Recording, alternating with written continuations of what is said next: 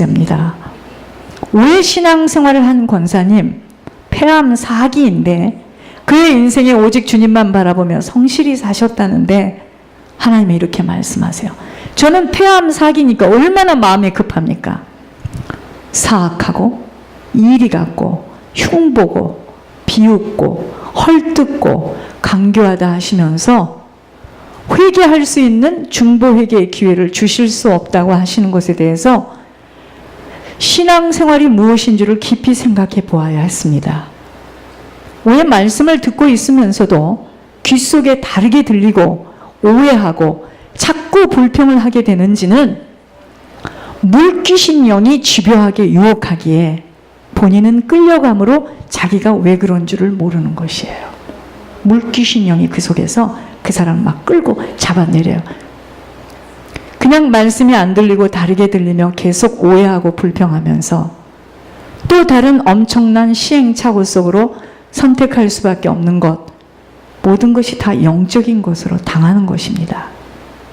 고집 때문에 망한다는 것이 겉면도 무슨 이야기를 해도 듣지 못하고 자기 생각 의도대로 걷기에 망할 수밖에 없는 시간 속으로 한참을 헤매게 되어 있습니다.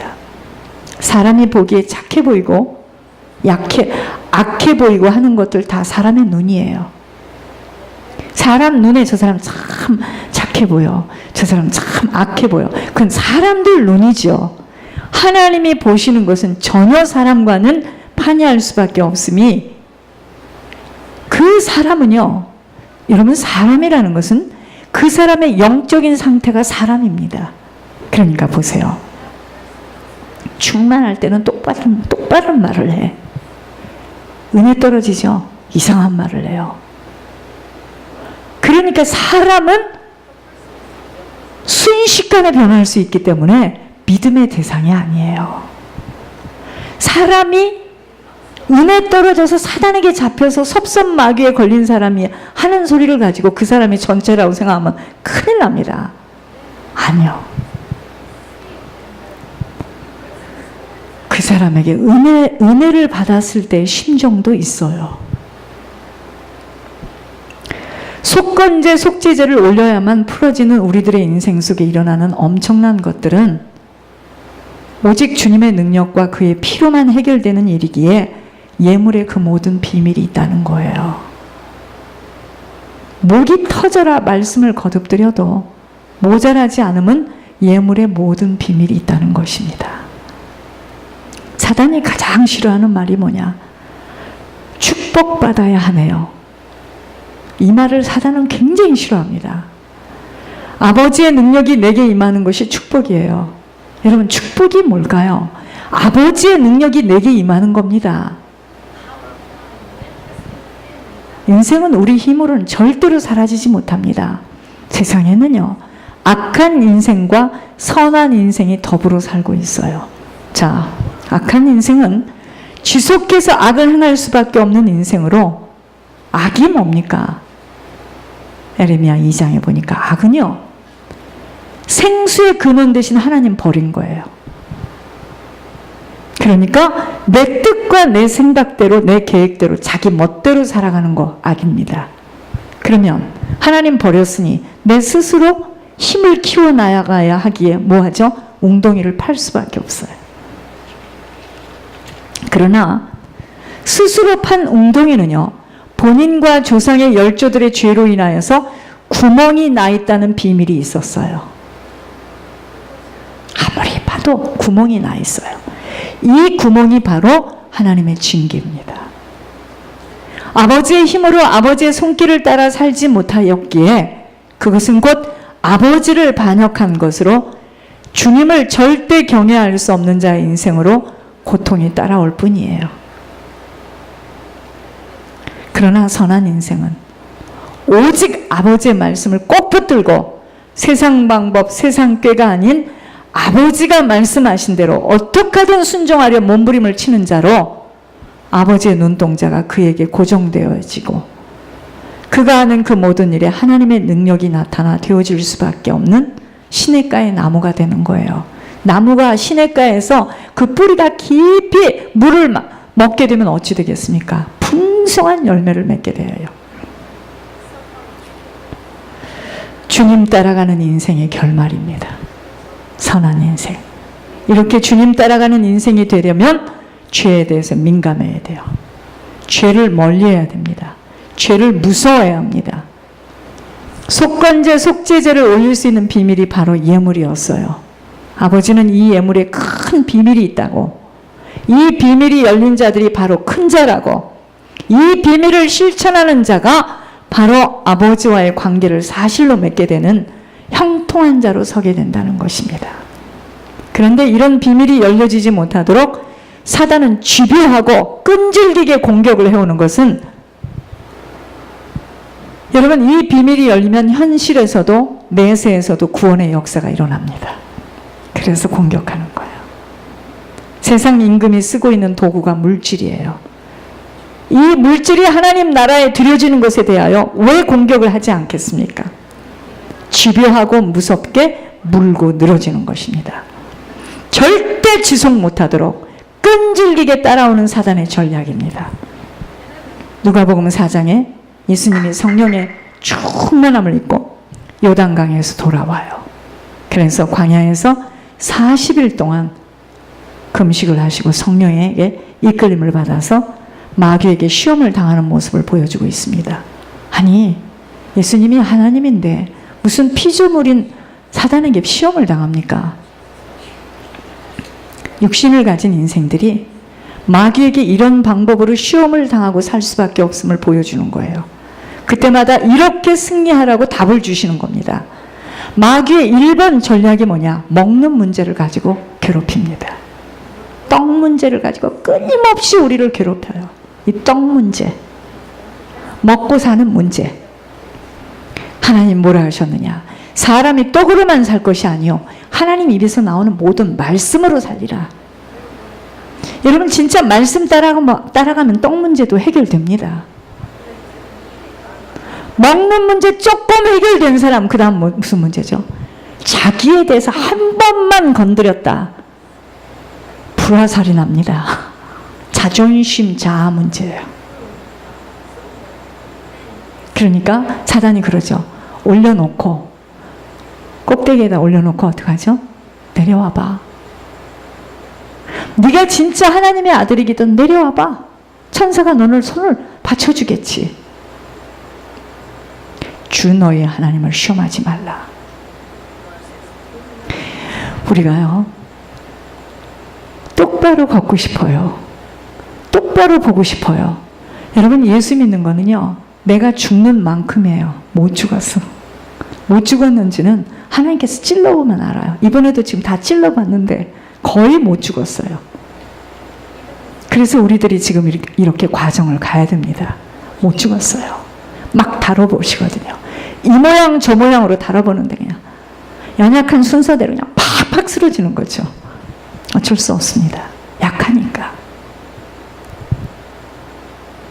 세 번째, 천하 만국에 보여지는 것을 다 보고 갖고 싶지. 이런 거 갖고 싶지. 이런 거. 이 부귀영화 갖고 싶지. 나한테 절해. 다 줄게. 세상 천하 만국의 모든 권위와 영광은 사단 내게 넘겨준 것이라고 합니다. 사단이 그래요. 누가복음 4장. 이것을 자기 마귀가 원하는 자에게 줄 것이니, 세상 보여지는 세상 이 모든 권위와 영광은 사단이 그럽니다. 나에게 넘겨줬어. 그런데 내가 누구에게 줄 거냐, 이거를 내가 원하는 자에게 줄 거야. 사단이 그럽니다. 누가 내가 원하는 자야? 마귀가 원하는 자. 나 마귀에게 절하면 그가 내가 원하는 자야. 그에게 다 줄 거야. 그러니까 나에게 절해. 이럽니다. 우리가 깊이 알아야 할 것은 세상 천하 만국의 모든 권위와 영광은 마귀 것이에요. 마귀 것입니다. 이 마귀 것을 갖고 싶어 그리도 몸부림을 치고 마귀에게 절하는 것이 마귀가 시키는 대로 살아가는 것입니다. 아이들을 어려서부터 마귀에게 점수를 잘 따서 마귀가 주는 것을 얻도록 그렇게 키워보겠다고들 지금 몸부림을 치는 것 아니겠을까요? 악한 인생으로 인도하고 있는 모습입니다. 그것이 잘 키우는 것인 줄 알고 그 아이 앞으로 하나님께 페니 하나를 올리지 못하면서 엄청난 돈을 들이면서 육신의 것들을 발달시켜보겠다고 몸부림을 치는 것, 마귀에게 이끌려가는 실제 모습입니다. 마귀는 세상 영광과 권위를 잡고 있는 장본인이에요. 세상을 사랑함 속에 예수님의 사랑이 없다는 것이 무엇인 줄을 알아야 합니다. 세상을 따라 살면 반드시 마귀에게 잡힌다는 것이 무슨 뜻인 줄을 알아야 합니다. 정말 예수 똑바로 믿고 정말 바르게 가르치면 핍박 옵니다. 손가락질합니다. 그러나 듣는 자는 갑니다. 소수입니다. 세상 따라가면 반드시 마귀에게 잡힌다는 것이 무슨 뜻인 줄을 알아야 합니다. 루시엘이라는 천사를 유혹해서 루시퍼로 만든 마귀입니다. 다짐하고 마음을 굳게 먹는다고 되어지는 것이 절대로 아니라는 것입니다. 누구와 어디서 무엇을 듣고 매일매일을 걸어가느냐, 굉장히 중요한 이야기입니다. 예물의 비밀이 무엇인 줄 아셔야 합니다. 예물을 올릴 수 있는 축복이 얼마나 큰 축복인 줄을 모르니 그저 없는 것, 자꾸 내라는 것이 부담스럽고 예물을 올리는 것을 사단에게 붙들려 왜곡해서 풀이할 수밖에 없는 것입니다. 예물이 뭐냐면 세상 영광과 모든 권위를 버리고 아버지를 따라 살겠다는 고백이 예물의 행함입니다. 많고 적음이 문제가 아니에요. 이런 고백 속에 아버지만을 바라고 의지하고 붙드는 자에게 없는 곳에서도 있게 하시는 주님의 기적이 나타나 지속적으로 종자씨를 뿌리도록 아버지가 준비하시고 역사하시려 만나게 하시는 일들로 아버지가 나타나는 손길이 바로 예물의 비밀이 열린 자에게 나타나는 기적입니다. 그러나 여기엔 먼저라는 다이아를 돌려야 하는 희생이 따릅니다. 제가 어제 여기가 불이었습니다. 제 심령에 어제 기도를 하는데 불이더라고. 기도를 하는데 하나님은 그러셨습니다. 아무것도 염려하지 마라. 눈 열린 너희 가정을 통해서 하겠다고 하셨습니다. 걱정하지 마라. 여러분, 예물에 대해서 이렇게 마음들을 좀 놓으세요. 나오지도 않는 예물 자꾸 이야기한다고. 예물 때문에 얼마나 문제들이 많습니까 지금. 예물 때문에 얼마나 죄를 짓습니까. 하시고 싶어하는 만큼 하세요. 그냥 안 하셔도 괜찮습니다. 그것 때문에 천국 길을 놓치지 마세요.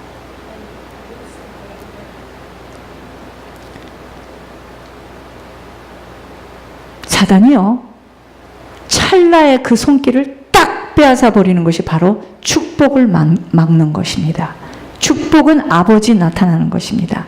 우리들의 인생, 사업, 학업, 자녀, 가정, 후손들에게 아버지 나타나면 형통함 속에서 사라질 수밖에 없어요. 다시 말하면 시절을 쫓아 과실이 맺어지는 매사에 아버지가 하심을 보게 하신다는 것입니다. 사단은요, 축복받는 것 절대로 집요하게 막습니다. 막아요. 막습니다. 축복받아서 그 한 사람으로 말미암아 가문과 가정과 교회 전체가 생명길로 건진받는 꼴 볼 수 없기에 기기묘묘하게 막습니다. 막아요. 결정적 순간에 탁 가로챕니다. 뿌릴 수 있는 축복을 먼저 받으시려면 먼저는 말씀을 왜곡하지 않고 정확히 들을 수 있는 귀가 열려야 합니다. 지금 이 말씀이 잘 안 들려요. 여러분들에게 죄송합니다. 소리로 들려요. 이게 열리기 시작하면은요, 몸이 나를 수도 있어요. 엄청난 비밀입니다. 무슨 말씀인지요? 동기부여가 바로 되어야 한다는 것입니다. 예물의 씨를 내가 왜 뿌려야 하며 누구 때문에 뿌려야 하는지를 정확히 아는 것이 중요합니다. 돈 내놓고 돈 따먹기 아닙니다, 이거. 그런 거 아니에요. 매달 개해서 개돈 받는 거 그런 거 아니에요, 이거.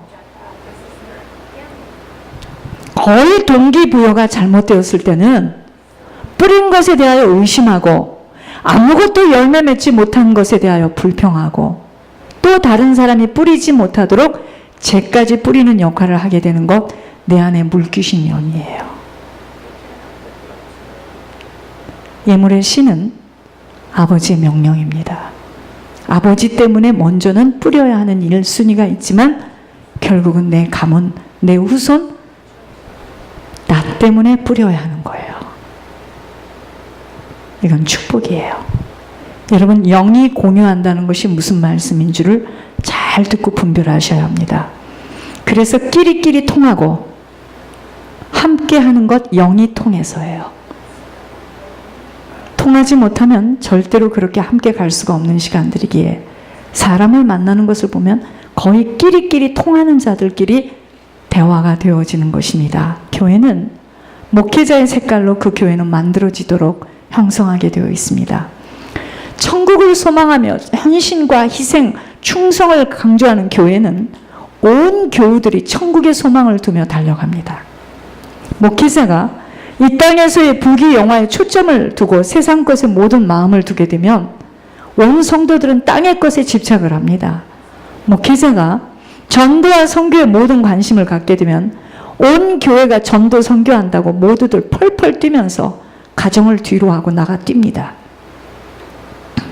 목회자가 음란에 깊이 물들려 있으면 온 성도들이 눈이 맞아서 음란 문제로 고통을 겪는 것 모두 공유하는 색깔대로입니다. 하물며 부부는 어떻겠습니까? 공유합니다. 목회자가 늘 맛 좋은 맛집, 풍경 좋고 쉬기 좋은 곳에 다니기를 좋아하면 시도 때도 없이 온 교우들을 데리고 이곳저곳으로 다닙니다.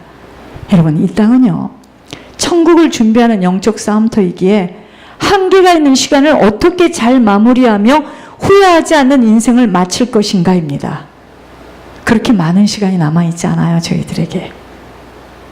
저희들이 정신을 차리고 움직이고 하나님을 위해서 드려지는 시간은 그렇게 많은 시간이 남아있는 게 아니에요. 반드시 후손 가문에 남기고 가야 할 영적 유산이 있기에 절대로 쉽게 간단하게 마음대로 살아갈 수 있는 시간 아니에요. 우리의 부모가 우리들에게 남기고 간 유산들을 받느라 이토록 고통들을 겪고 있어요. 부모가 늘 싸우고 술 먹고 던지고 거짓말을 일삼고 자기 필요함을 위해서는 뒤도 돌아보지 않고 절대 희생하려 하지 않는, 그리고 남의 것 빌리면 절대로 갚지 않는 그 모든 유산들이 반드시 후손들이 얻게 되는 유산이라면 우리들의 남은 인생을 어떤 인생을 살다 마쳐야 하겠는지 고민해야 됩니다. 지금 다른 것으로 신경 쓸 수 있는 여유 없어요. 내 좋은 대로, 내 편리한 대로 인생을 그렇게 선택하고 마친 자라면 후손들 또한 모든 것들에 간단하게 생각하며 냉랭하고 이기적인 자로 늘 외롭고 고독하게 살다 마칠 것이라는 것입니다. 여러분, 우리가 후손과 가문을 위해서는 속건제, 속죄제를 부지런히 올려드리며 후손들에게 생명과 능력과 축복만을 남기고 떠나도록 씨를 뿌리고 사는 인생만이 되어져야 합니다. 이거 외에는 아무런 목회를 했고 안 했고 교회가 부흥이 됐고 안 했고, 여러분, 그게 중요한 게 아닙니다.